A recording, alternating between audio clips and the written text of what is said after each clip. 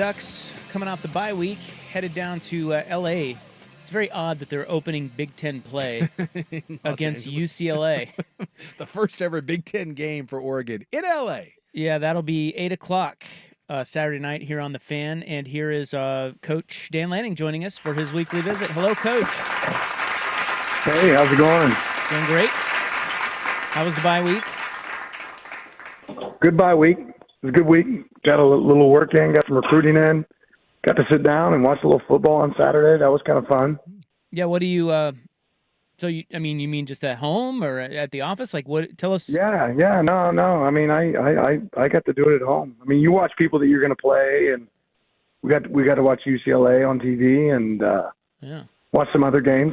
Just got to watch a little football, be a fan for a little bit, you know. What do you have at the? I think that's cool. I remember we played a clip last week of Dabo Sweeney talking about that, and he watches on YouTube TV. Yeah, he just figured out YouTube TV. What do you watch on? Do you have satellite? I don't have that yet. I've been hearing that maybe I need to make the switch. I've been disappointed. I hear some of our fans don't get to watch our games because, man, we have Xfinity. I don't know. I think that's the same thing where not all the games have been getting played on that. I mean, are we complaining enough about it or what? I mean, is it fixed yet or is it still a problem? Nah, it's still a bit of an issue, but there's some solutions. They offered Xfinity offered for a one-time thing for the Big Ten network, and it's only a handful of your games that are on the Big Ten network.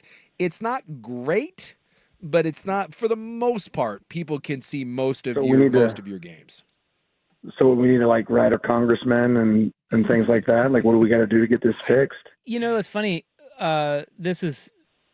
We've been dealing with this with the Blazers here for years, and quite frankly, there's really nothing you can do. I mean, these cable companies and the carriers, they just do not budge. Yeah. It's big business. And do they realize that more people are just going to buy YouTube TV? I think they do. Do they not know that? I think they don't care. It used to be. Interesting. We've talked about this because I know you don't have to deal with this. I'm sure your wife does. But back in the day, you used to, maybe you did early in your career, you used to be able to call DirecTV and be like, well, if you don't give me the NFL Sunday ticket, I'm just gonna leave. And then they would offer up incentives to get you to stay. When you call cable companies now to leave, they're like, I don't care. They're like, yeah, we don't blame you. Really? Like nuts to you. Well, I think the thing is that so many people have cut the cord. They're just out on cable. They don't even care about cable. They want your internet business. Yeah. That's the key. So at least that's right. Yeah, I've got my internet with them. They got us there, I guess. Yeah. See, and they know that. And tell you what's the one that Elon has that makes the internet work? What's that? Starlink. So why don't we just all go Starlink and YouTube TV? Is that the deal? I think. Am I making a pitch for the wrong people right now? Well, is the Starlink any good? Does anybody have that? I switched over because I had my own run-in with Comcast, and I did that. I cut my cord, and they did not care. They laughed. The lady was like, "All right," because I had to use their internet, and then through my cell phone company, T-Mobile, they had home internet, and I switched over. And when I called to cancel that, they cared. That was it was. So was that? Is the T-Mobile internet, is that good? Yeah, it's fine. It's actually faster than what I was getting with Comcast, and it's cheaper. And when I called to cancel my Comcast internet, it was a stark difference than when I canceled my cable. They basically told me to go take a flying, when I canceled with the cable. But the internet, it was like, oh, what can we do? And I was like, yeah, nothing. Screw you. All right, so all Ducks fans, here's what we need to do. We all need to call our cable company and act like we're canceling our internet. Yes. All right, let's start there. We're going to pretend like we're canceling our internet. And then they're going to care and be like, you know what? I'll keep my internet if you guys make sure all the Ducks games are on the Big Ten Network. I'll have to pay extra for it. God, I love that. I love this right here. We got a movement. Is that kind of what we're going with? Yes. We'll get a little petition rolling. Yeah. What do you guys think? Solving problems. I'm on board right here. I like where we're going with this. We got some positive momentum. Yeah, let's get Dan Lanning to cut the cord. Forget Xfinity. All right, I'm in. Let's do it. Have you ever coached at the Rose Bowl? I have. I was a GA at Arizona State. And we played UCLA there back when Jim Moore was at UCLA, and got a W there. Really cool locker rooms. I mean, obviously that stadium's got a big history. It's a pretty cool place to coach. Yeah, it's a pretty cool place to coach. The stadium's huge. And it's old school. Like, it's kind of like those flat seats. Like, they kind of just quickly work their way up, and you realize how big the stadium is. But it's a neat venue for sure. Yeah, we've been to many Rose Bowls following the Ducks, and it's just special. That place is special. What is your favorite venue outside of Autzen? What is your favorite venue that you've coached in?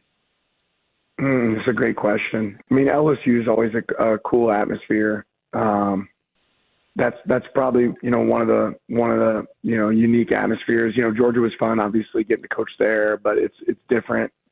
I appreciate like away games. I appreciate like a great away game atmosphere, and certainly looking forward to a couple this year that we get to go play in. But LSU was always made an impression.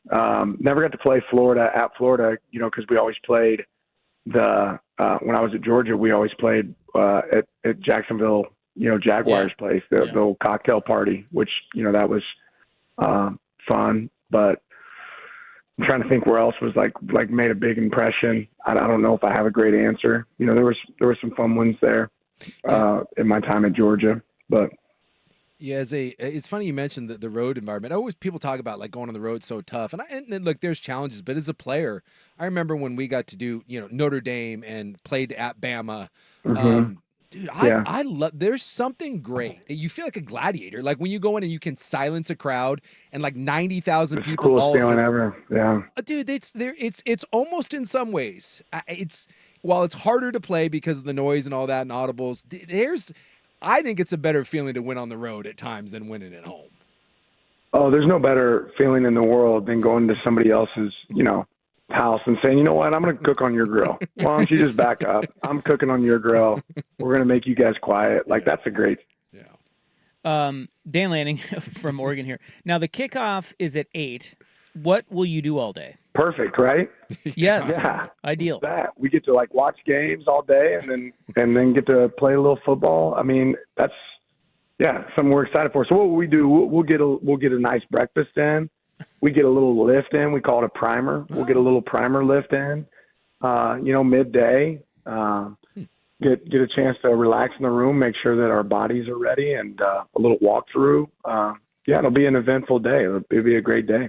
That's changed a little bit. Like I've heard more and more people doing that, like where they lift, or they like the day before a game isn't just to lay around and do nothing. Has that always been that way since you've been coaching? Or is that... Yeah, we don't lay around, do nothing on the day. Like the day of the game, day before. What are you talking about? Day before? Yeah, day before.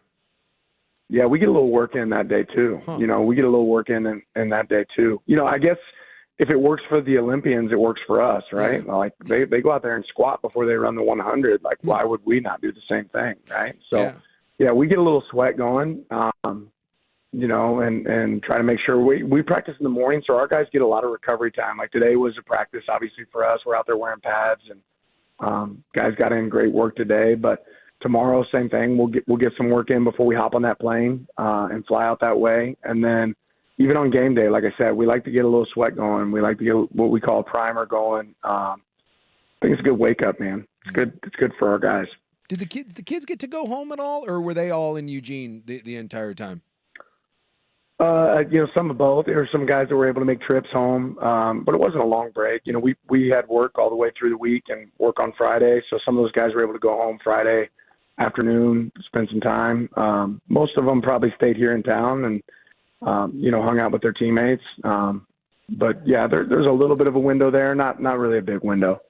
I was listening to an interview today with another head coach that was kind of talking about building a team and kind of the challenges of, going back, I'm an old man that when I played and when you were there, like guys were there for 4 and 5 years, whereas right. Now he was talking about the unique challenge of, you're putting together sometimes, a 30-40% of your roster brand new. Is it harder, and do you have to spend more time? I remember, watching the team out west that you did, and there was a lot of team building stuff. Do you have to put more emphasis now on trying to build something a little bit faster because of that turnover versus when it used to be when guys were there more, for longer? I mean, I guess the simple answer is yes. But it is a little bit is what it is. I still think back to when I played in college and some of the relationships that I built with those guys at William Jewell College who are still really close friends today. And part of that relationship that was so special is getting to play, spades on a Tuesday night to figure out who has to take out the trash and, all those things that like exist with a team that you get to build relationships over time. And I still think, if we're doing things right here, that we'll have a lot of those type of relationships on our team. But definitely want to acknowledge that we've been able to enhance our team here because of some guys that we were able to bring in that maybe didn't find the right fit where they were at somewhere else. So it's a give and take, but there's no doubt that the teams that are the closest and have those long-term relationships, like that's a way to create, success long-term. This is Dan Lanning, Oregon, with us here on The Fan.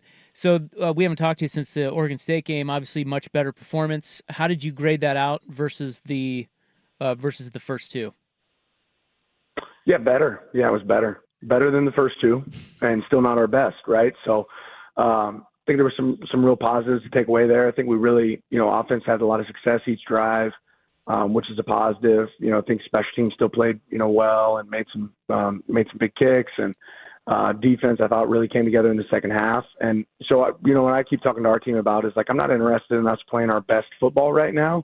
I'm interested in us getting better every single game, right? As long as we're getting better every single game, and then by the time we get to Thanksgiving, like, hopefully we're starting to see, like, this is our best ball. But, I don't think you expect to skip step 1, 2, and 3 and get to, step 10, right? Like, it's a progression. And the key is, are we getting better every single week? And I think so far we've been able to do that this season. And where was the emphasis in the bye week for you? Mostly getting better. All right. You want more detail than that, huh? I do. I don't know that I want to share much more than that. We're just trying to get better, man. Like, get a lot of opportunities to play football, put the ball in. It really wasn't about anybody else that, it was about us, us improving. Every single one of our players on our team had an individual improvement plan. Like, here's the one thing we think you can focus on to make your team better and yourself better. So we kind of built that out for those guys. And then we create a lot of competitive periods within practice and guys battling each other. I mean, we had coaches out there running one-on-ones against each other. And if the coaches lost, like, players were assessing that. So that's really what this week was about. And, put the ball down in the middle of the turf and let's go eat, let's go work. And I thought our guys did a great job of attacking that. Is there film of coaches going one-on-one? Because I would like to watch that.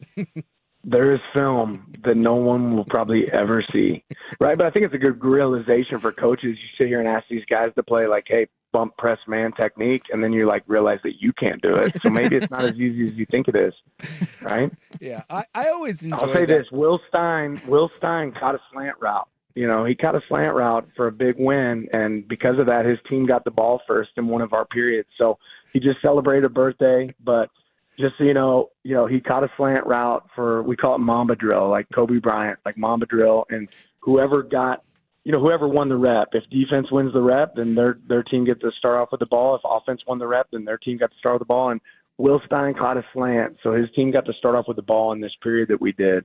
And for the next 10 plays, like, while he's calling the offense, it was like, truck right. I know.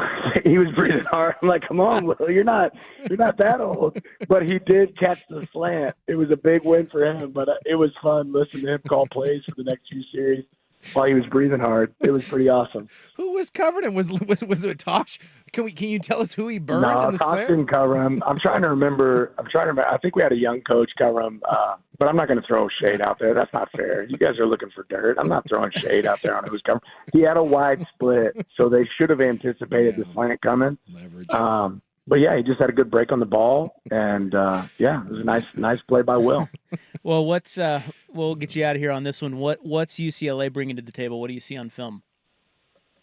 Yeah, I think they've shown they're a team that can play with anyone. They had a lot of success in the first half there last week versus LSU. I think they provide a lot of tough looks, on both sides of the ball. Obviously really well coached. Coach Bieniemy on offense has done a really good job changing it up. You see some of the wrinkles that he's brought from the NFL. On defense, they stem and move, and they're really aggressive. So they provide some unique challenges for sure. So it'll be fun for our guys to go out there and try to execute. And I just want you to know, you have created new trash talk for me. I am going to 100% I'm coming over to your house to use your grill. That is a phenomenal. Yeah. That is a phenomenal piece of trash talk right there to another dad. Think about what that would feel like if somebody walked up into your house and they're like, "Hey, oh, good to see you. Yeah, I'm just going to need to use your grill here real quick." Like, oh, that's the ultimate flex, right? It is. It's like taking over the house. That's fantastic. You've planted the flag at that point. Is what you've done. You planted the flag. Yeah. You planted your flag. And then if you're like, "Hey, I need your wife to go ahead and pour me a drink," like, oh my gosh, talk about that. That would be. I'd be like, "Sophia, don't do it. Don't do it. Don't pour this guy a drink." Yeah. All right. Have a good trip luck. and good luck to you guys down in LA. All right, appreciate it. Yeah. Thanks for the fake applause too. Yeah, you're welcome. Those are real. Yeah, all right. You guys have a good one. All right, have a good one. Bye. As far as you know, those are real. Those are real. That's the studio audience. That's right. Wow. All right. Hey, we need your wife to pour me a drink. He brought it today. Oh, good times. He brought it.